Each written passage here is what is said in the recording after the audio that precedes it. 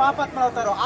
ఆరు బయట చెత్త వేయరాదు, ఆరు బయట చెత్త వేయరాదు, ఆరు బయట చెత్త వేయరాదు, ఆరు బయట చెత్త వేయరాదు, ఆరు బయట చెత్త వేయరాదు.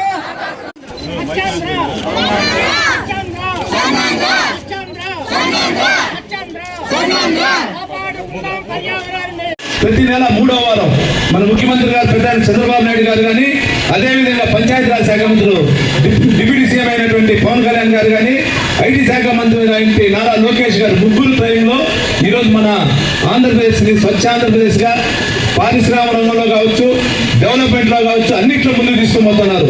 మీరు ఈరోజు ఒక 5 సంవత్సరాలు కానీ మీకు ఉద్యోగాలు రావాలంటే, మీరు చదివిన తర్వాత ఉద్యోగాలు అంటే మన రాష్ట్రం బాగుండాలి. మన రాష్ట్రం బాగుండాలంటే మన ఇక్కడున్న ప్రదేశం కాదు, మన పాలించే నాయకులు, ఎమ్మెల్యేగా నేను ఉండొచ్చు, సర్పంచులు ఉండొచ్చు, జెడ్పీటీసీలు ఉండొచ్చు, ఎంపీలు అందరూ కానీ కష్టపడితే మళ్ళా మీకు ఉద్యోగాలు వస్తాయి. గత 5 సంవత్సరాలు చదువుకునే ఉద్యోగాలు ఎవరికి లే, ఇప్పుడు స్టార్ట్ అయింది.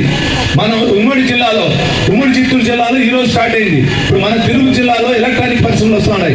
ఒక హబ్ ఏర్పాటు చేస్తున్నారు. దీని ద్వారా సుమారు 5,000 నుంచి 7,000 మంది ఉద్యోగాలు వస్తున్నాయి. అంటే 10th నుంచి ఇంజనీరింగ్ వరకు. పక్కనున్న శ్రీసిటీలో ఆల్రెడీ ఇంతకుముందు అయింది. ఇప్పుడు మళ్ళీ శ్రీసిటీకి 1000 ఎకరాలు ఇస్తున్నారు. దాంట్లో 1000 ఎకరాల్లో ఎలక్ట్రానిక్ హబ్ వస్తుంది, అన్ని వస్తుంది. అంటే ఉద్యోగాలు ఏ విధంగా వస్తా ఉందో దీనికి ఒక నిదర్శనం. చంద్రబాబు నాయుడు గారు ముఖ్యమంత్రి అయిన తర్వాత నీతి నిజాయితీగా రేపు వస్తే 75 సంవత్సరాలు, రేపు 75వ పుట్టినరోజు జరుపుకుంటున్నారు.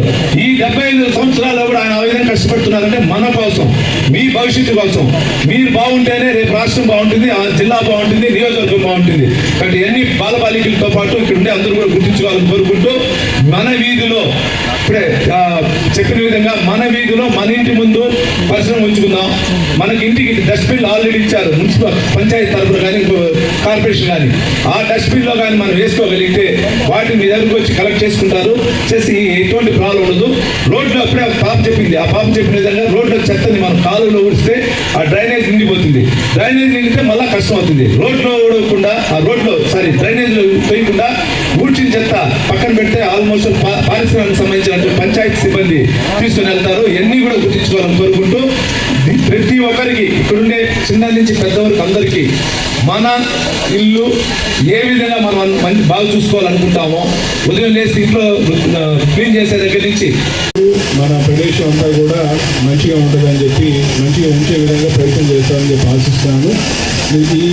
ఇటువంటి మంచి కార్యక్రమానికి నన్ను పిలిచి దీంట్లో భాగస్వాములు చేసినటువంటి శాసనసభ్యులకి, నాని గారికి మరొకసారి నా ధన్యవాదాలు తెలియజేస్తున్నాను.